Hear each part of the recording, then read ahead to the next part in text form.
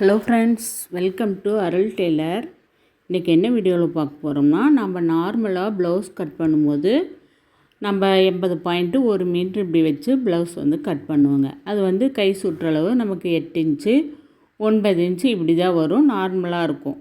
அது நம்ம என்ன பண்ணுவோம், இந்த கரை பக்கம் அவுட் சைடு போட்டு நம்ம பக்கம் இந்த மடி போட்டு இப்படி கட் பண்ணிக்குவோம். கை கட் பண்ணது போக பேக் சைடு ஃப்ரண்ட்டுக்கு கரெக்டாக இருக்கும். கை உயரம் கம்மியாக இருந்துச்சுன்னா 80 பாயிண்ட் அவங்களுக்கு போதுங்க. கை உயரம் பேக் சைடு உயரம் கணக்கு பண்ணி தான் நம்ம துணி எடுக்கணும். துணி கஸ்டமர் கொடுக்கும்போது 80 பாயிண்ட்டுனா அவங்க கை சுற்றளவு உயரம் கம்மியாக இருக்கும். ஒரு 6 இன்ச்சு 7 இன்ச்சு தான் வரும். அது மாதிரி பேக் சைடும் 13 இன்ச்சு இப்படி தான் வரும். அது மாதிரி இருக்கவங்களுக்கு 80 பாயிண்ட் போதும்.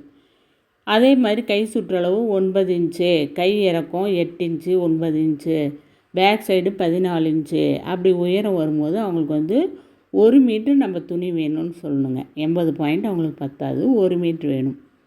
சப்போஸ் இன்னும் கொஞ்சம் பாடி அதிகமாக சுற்றளவு 13 இன்ச்சு, கை சுற்றளவே சில பேருக்கு 11 இன்ச்சு வருங்க. 10 இன்ச்சு ப்ளஸ் 1 இன்ச்சு டக் பிடிக்க 11 வரும்.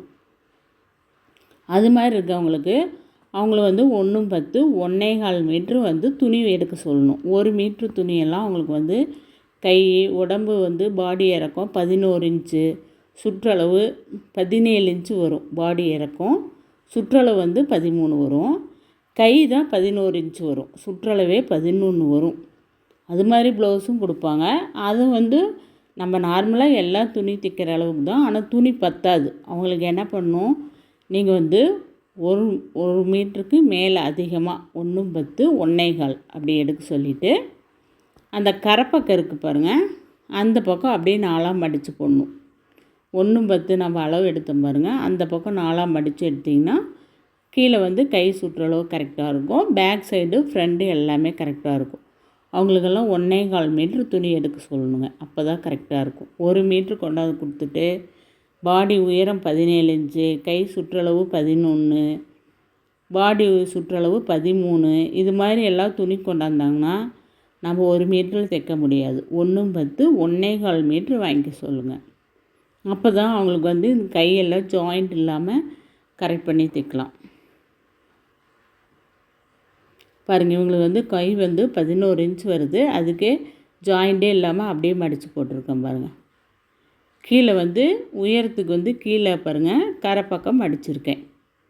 இது மாதிரி நீங்கள் அதிகமாக துணி எடுத்து தைச்சிங்கன்னா எவ்வளோ பெரிய ப்ளவுஸும் நம்ம வாங்கி கட் பண்ணி தைக்கலாங்க. சில பேர் 1 மீட்ரு கொடுத்துட்டு எனக்கு இந்த அளவு தைங்கம்பாங்க. அது நமக்கு துணி பத்தவே பத்தாது. அது ரிட்டன் நீங்கள் கொடுத்துட்டு எனக்கு 1.25 மீட்ரு எடுத்து கொடுங்க. அப்போ தான் கரெக்டாக இருக்கும். பாடி உயரமும் ஜாஸ்தி, கை சுற்றளவும் ஜாஸ்தி. அது மாதிரி இருக்கவங்களுக்கெல்லாம் இது மாதிரி துணி அதிகம் எடுத்து இந்த மெத்தட் நீங்கள் கட் பண்ணிங்கன்னா கரெக்டாக இருக்கும்.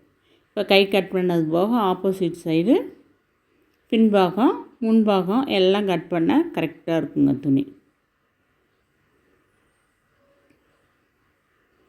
நீங்களும் இதே மாதிரி அதிக அளவு துணி கொடுத்தாங்கன்னா நீங்கள் இந்த மாதிரி எச்சா எடுக்க சொல்லி தைச்சிக்குங்க. சூப்பராக இருக்கும். ஜாயிண்ட் இல்லாமல் நம்ம கட் பண்ணி தைச்சிடலாம். ஜாயிண்ட் போட்டு தைக்கிறது தான் ரொம்ப பெரிய வேலை.